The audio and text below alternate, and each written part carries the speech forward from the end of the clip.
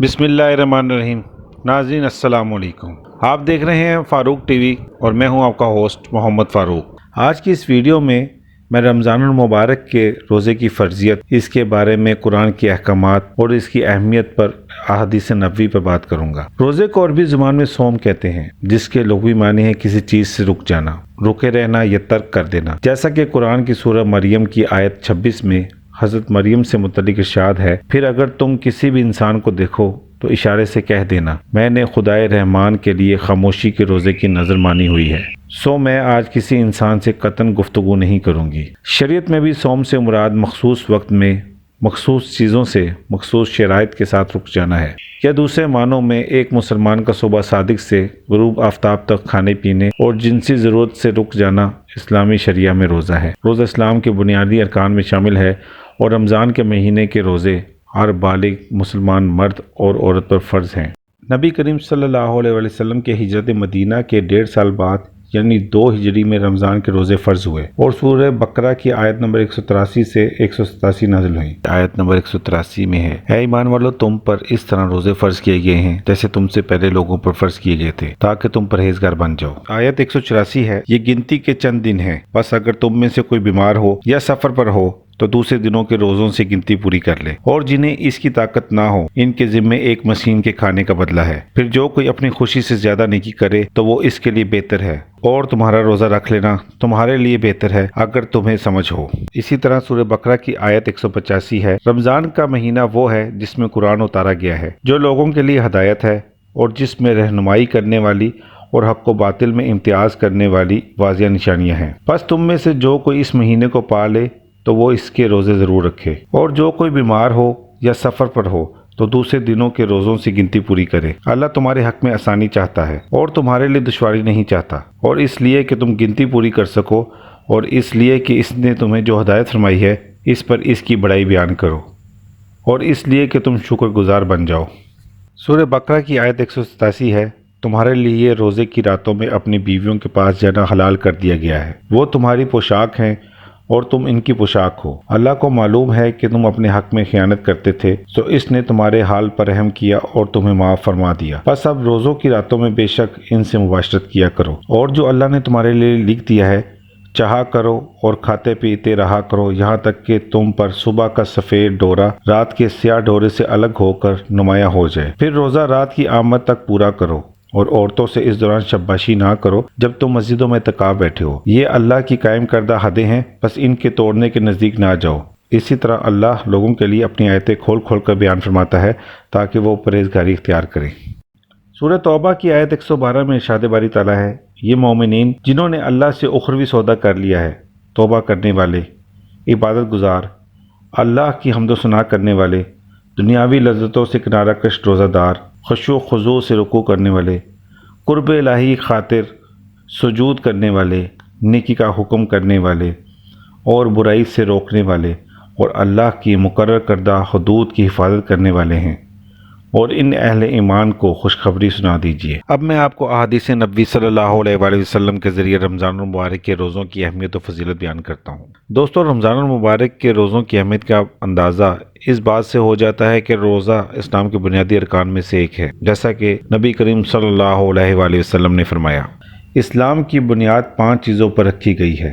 Number 1، اس بات کی شہادت دینا کہ اللہ کے سوا کوئی معبود نہیں اور محمد صلی اللہ علیہ وآلہ وسلم اللہ کے بندے اور رسول ہیں۔ نمبر 2، نماز قائم کرنا۔ نمبر 3، زکوٰۃ ادا کرنا۔ نمبر 4، ماہ رمضان کے روزے رکھنا، اور نمبر 5، اللہ کے گھر کا حج کرنا۔ سہل بن سعد رضی اللہ تعالیٰ عنہ سے روایت ہے کہ رسول اللہ صلی اللہ علیہ وآلہ وسلم نے فرمایا، جنت کے 8 دروازے ہیں، ایک دروازے کا نام ریان ہے، اس سے صرف روزے دار داخل ہوں گے۔ رسول اللہ صلی اللہ علیہ وآلہ وسلم نے فرمایا، جو شخص رمضان کے روزے ایمان کے ساتھ ثواب کی نیت سے رکھتا ہے، اس کے رمضان سے پہلے تمام گناہ معاف کر دیے جاتے ہیں۔ جس شخص نے رمضان کی راتوں کا قیام ایمان کے ساتھ ثواب کی نیت سے کیا، اس کے پہلے تمام گناہ معاف ہو جاتے ہیں۔ جس نے لیلۃ القدر کا قیام ایمان کے ساتھ ثواب کی نیت سے کیا، اس کے پہلے تمام گناہ معاف کر دیے جاتے ہیں۔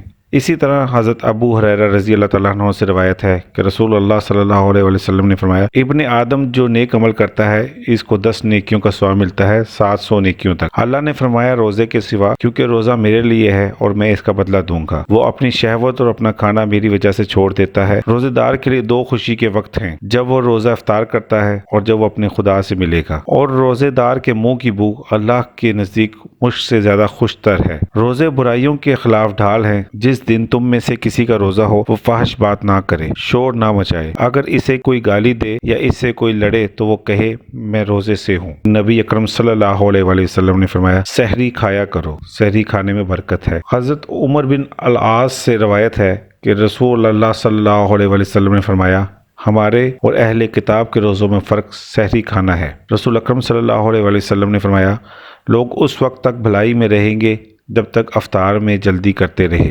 حضرت جابر رضی اللہ تعالیٰ عنہ سے روایت ہے کہ رسول اللہ صلی اللہ علیہ وسلم نے ایک سفر پر لوگوں کو ہجوم دیکھا اور ایک آدمی کو دیکھا کہ اس پر سایہ کیا گیا۔ آپ صلی اللہ علیہ وسلم نے فرمایا کیا ہے؟ لوگوں نے کہا کہ یہ شخص روزہ دار ہے۔ آپ صلی اللہ علیہ وسلم نے فرمایا سفر میں روزہ رکھنا نیکی نہیں ہے۔ حمزہ بن عمرو اسلمی رضی اللہ تعالیٰ عنہ سے روایت ہے کہ اس نے کہا اے اللہ کے رسول صلی اللہ علیہ وسلم، میں سفر میں روزہ رکھنے پر قدرت رکھتا ہوں، کیا روزہ رکھنے میں مجھ پر گناہ ہے؟ رسول اللہ صلی اللہ علیہ وسلم نے فرمایا یہ روزہ رکھنا اللہ کی طرف سے رخصت ہے، جو اس کو لے اچھا ہے، اور جو روزہ رکھنا چاہے اس میں کوئی گناہ نہیں۔ اسی طرح حضرت ابو ہریرہ رضی اللہ تعالیٰ عنہ سے مروی ہے کہ حضور نبی اکرم صلی اللہ علیہ وسلم نے فرمایا ہر چیز کی زکوٰۃ ہے اور جسم کی زکوٰۃ روزہ ہے۔ ابن عمر رضی اللہ تعالیٰ عنہ سے روایت ہے کہ رسول اللہ صلی اللہ علیہ وسلم نے فرمایا جب تک چاند نہ دیکھ لو روزہ نہ رکھو، اور جب تک چاند کو دیکھ نہ لو افطار نہ کرو، یعنی روزہ رکھنا بند نہ کرو۔ اگر تم پر چاند بادلوں یا دھند کی وجہ سے ڈھانک دیا جائے تو اندازہ کر لو۔ ایک روایت میں ہے کہ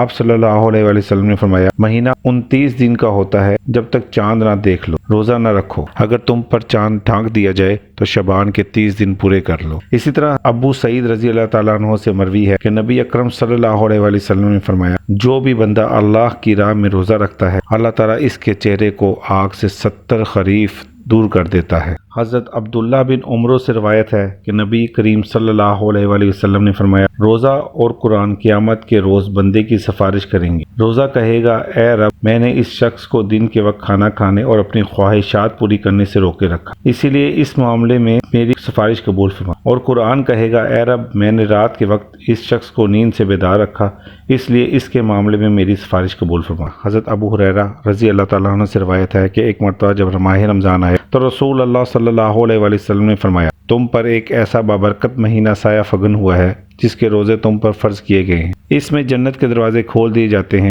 جہنم کے دروازے بند کر دیے جاتے ہیں اور شیطان قید کر دیے جاتے ہیں۔ اس میں ایک رات ہے جو 1000 مہینوں سے بہتر ہے۔ جو شخص اس کی خیر سے محروم رہا وہ محروم ہی رہ گیا۔ اب روزے کے مقاصد اور فوائد کے بارے میں بات کرتے ہیں۔ قرآن حکیم کی سورہ بقرہ کی آیت 183 میں روزے کا مقصد یہ بتایا گیا ہے کہ روزے اس لیے فرض کیے گئے ہیں تاکہ تم تقوی اختیار کر سکو۔ تقوی سے مراد گناہوں سے بچنا ہے، پرہیزگاری اختیار کرنا، اللہ سے ڈرنا، اللہ کی ناراضگی سے بچنا اور اس سے محبت کرنا ہے۔ تقوی کے ساتھ روزہ انسان میں زہد و قناعت پیدا کرتا ہے۔ یہ نفسیانی خواہشات پر قابو پانے کا نہایت عمدہ تربیتی کورس ہے۔ نیز روزہ رکھنے سے بھوک و پیاس کی شدت کا پتہ چلتا ہے اور محرومی اور غربت کے مسائل کا علم ہوتا ہے۔ اس سے ایک طرف تو انسان میں اللہ تعالیٰ کی دی ہوئی نعمتوں کا شکر ادا کرنے کا احساس بیدار ہوتا ہے اور دوسری طرف اپنے غریب اور حاجت مند بھائیوں کی مدد کرنے کا جذبہ جنم لیتا ہے۔ پس روزہ تقوی اور تزکیہ نفس حاصل کرنے اور معاشرے میں اخوت و بھائی چارے کی نشوونما کے لیے نہایت ضروری ہے۔ اللہ تعالیٰ سے دعا ہے کہ ہمیں رمضان کے تمام روزے رکھنے، قرآن پڑھنے اور قیام کرنے کی توفیق عطا فرمائے تاکہ اس بابرکت مہینے کو اپنی بخشش کا ذریعہ بنانے کی کوشش کر سکیں۔ اپنے دوست محمد فاروق کو اجازت دیجیے، جلد نئی ویڈیوز کے ساتھ آپ کی خدمت میں حاضر ہوں گا۔ السلام علیکم۔